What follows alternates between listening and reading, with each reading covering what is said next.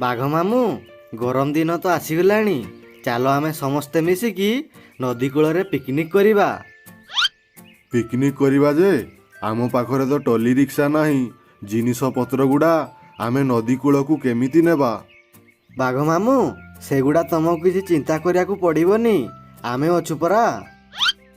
ହଉ ତାହେଲେ ଠିକ୍ ଅଛି, କାଲି ଆମେ ସମସ୍ତେ ମିଶିକି ନଦୀ କୂଳକୁ ପିକନିକ୍ କରିବା ପାଇଁ ଯିବା।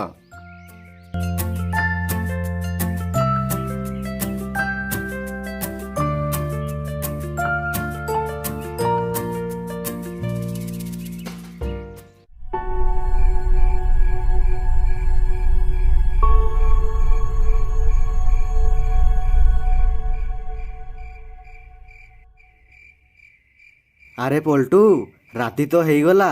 ଚାଲ ଆମେ କୋଉଠୁ ଗୋଟେ ଟଲି ରିକ୍ସାକୁ ଚୋରି କରିକି ଆଣି ଆସିବା। ହଉ ଚାଲ।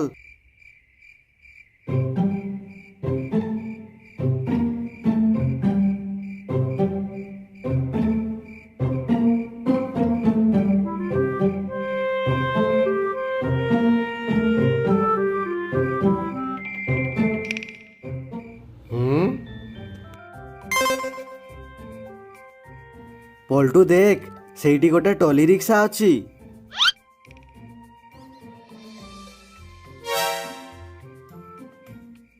ମତେ ଲାଗୁଛି ସେଇ ରିକ୍ସାଟା ଭାଲୁର। ଭାଲୁ ତ ଶୋଇପଡ଼ିଛି। ଚାଲ ସେଇ ରିକ୍ସାଟା ନେଇକି ପଳେଇ ଆସିବା।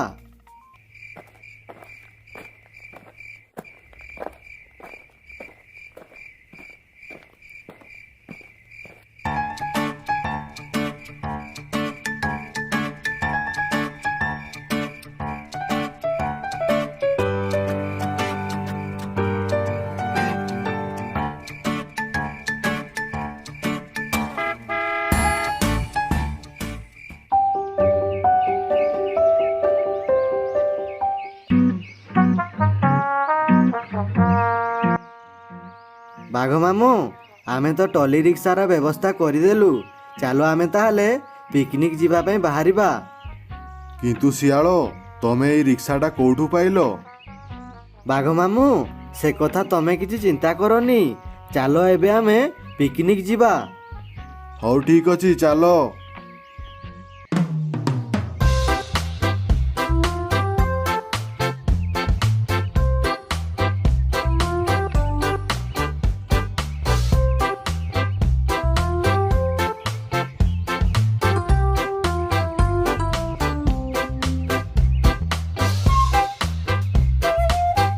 ସମସ୍ତେ ମିଶିକି ଆମେ ପିକନିକ୍ ଯାଉଛେ।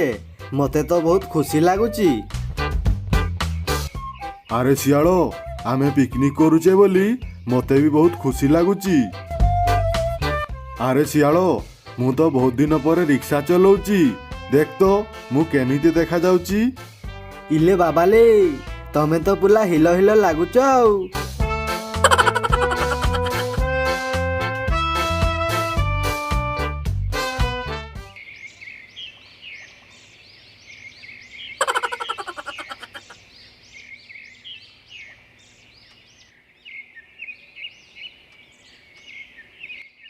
ବାଘ ମାମୁଁ, ଏଇ ଜାଗାଟା ଦେଖିଲ। ଏଇ ଜାଗାଟା ପିକନିକ୍ କରିବା ପାଇଁ ଭଲ ଲାଗୁଛି ନା? ଆରେ ହଁ ଶିଆଳ, ଏଇ ଜାଗାଟା ପିକନିକ୍ କରିବା ପାଇଁ ଭଲ ଲାଗୁଛି। ଏଇଠି ଚାଲ ତାହେଲେ ପିକନିକ୍ କରିବା।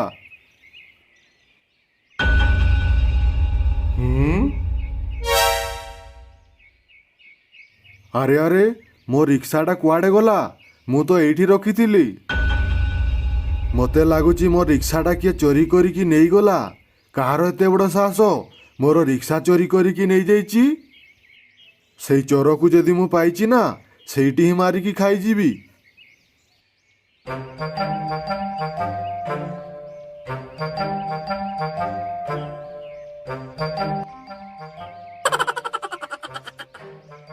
ବାଘ ମାମୁଁ ଦେଖ, ଅଲ୍ଟୁ ଆଉ ପଲ୍ଟୁ କେମିତି ଗୀତ ଶୁଣି ଶୁଣି ଶୋଇପଡ଼ିଛନ୍ତି। ଆରେ ଶିଆଳ, ତମେ ଦି ଜଣ କ'ଣ ଶୋଇପଡ଼ିଛ? କ'ଣ ହେଲା ବାଘ ମାମୁଁ? ଆମକୁ କ'ଣ ପାଇଁ ଡିଷ୍ଟର୍ବ କରୁଛ? ଆରେ ଶିଆଳ ଦଳ, ତମେ ଦି ଜଣ ପାରା କହିଥିଲ ମାଂସର ବ୍ୟବସ୍ଥା କରିବ। ଆଉ ଏଇଠି ଶୋଇଛ କ'ଣ? ଯାଅ ମାଂସର ବ୍ୟବସ୍ଥା କର।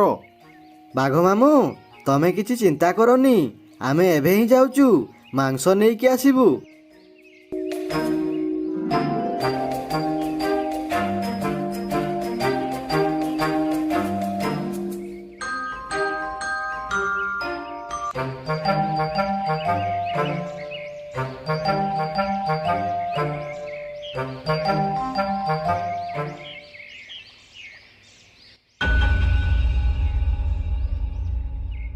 ଆରେ ପଲ୍ଟୁ ଦେଖ, ସେଇଠି କେତେ ଗୁଡ଼ାଏ କଞ୍ଚା ମାଂସ ଅଛି।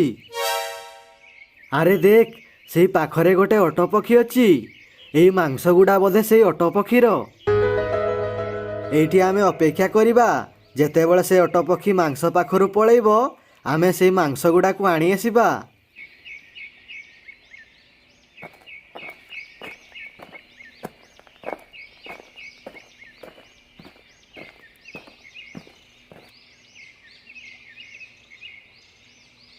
ଆରେ ଓଟପକ୍ଷୀ ତ ପଳେଇଲା, ଚାଲେ ଏବେ ଆମେ ମାଂସ ଗୁଡ଼ାକୁ ଆଣି ଆସିବା।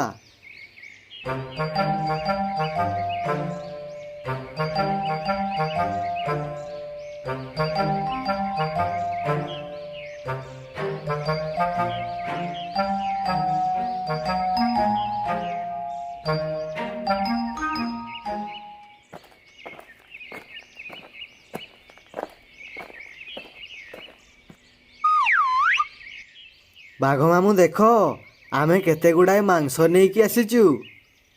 ଆରେ ବାଃ, ତମେ ଦି ଜଣ ତ ବହୁତ ଗୁଡ଼ାଏ ମାଂସ ନେଇକି ଆସିଛ। ଆଜି ତ ପିକନିକଟା ମଜା ଆସିଯିବ। ବାଘ ମାମୁଁ ଆମେ ତ ମାଂସ ନେଇକି ଆସିଲୁ, ତମେ ଏବେ ଯାଅ ଏଇ ମାଂସ ଗୁଡ଼ାକୁ ରୋଷେଇ କରିବ। ବାଘ ମାମୁଁ ଆମେ ଏଇ ମାଂସ ଖୋଜି ଖୋଜି ବହୁତ ଥକି ପଡ଼ିଲୁଣି, ଆମେ ଯାଉଛୁ ଟିକେ ବିଶ୍ରାମ କରିବୁ। ହଉ ଠିକ୍ ଅଛି, ମାଙ୍କଡ଼ ଆଉ ମୁଁ ଯାଇକି ରୋଷେଇ କରୁଛୁ।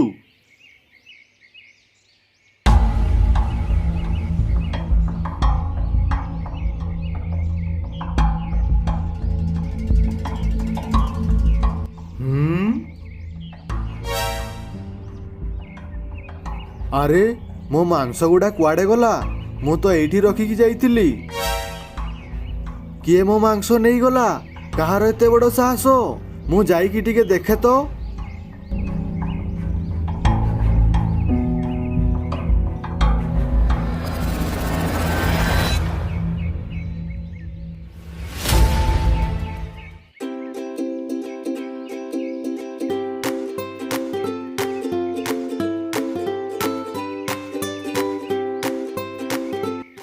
ବାଘ ମାମୁଁ ପିକନିକରେ ମଜା ଆସୁଛି ତ? ମଜା ଆସୁଛି ଯେ ମୋତେ ବହୁତ ଭୋକ ଲାଗିଲାଣି। ଚାଲ ଆମେ ସମସ୍ତେ ମିଶିକି ବଢ଼ା ବଢ଼ି କରିକି ଖାଇବା। ଆରେ ଖାଇବା ଆଗରୁ ଟିକେ ସିଆଡ଼େ ଦେଖ, ଓଟପକ୍ଷୀ ଆଉ ଭାଲୁ ମାଡ଼ି ଆସୁଛନ୍ତି। ଏମାନେ ଦି ଜଣ ବୋଧେ ଜାଣିଗଲେ ଆମେ ରିକ୍ସା ଆଉ ମାଂସ ଚୋରି କରିକି ଆଣି ଆସିଛେ ବୋଲି। ଆରେ ତମେ ସମସ୍ତେ ଦେଖୁଛ କ'ଣ? ଏଠୁ ସବୁ ଦୌଡ଼ିକି ପଳାଅ, ନହେଲେ ଓଟପକ୍ଷୀ ଆଉ ଭାଲୁ ଆମକୁ ମିଶିକି ମାରିକି ଖାଇଯିବେ।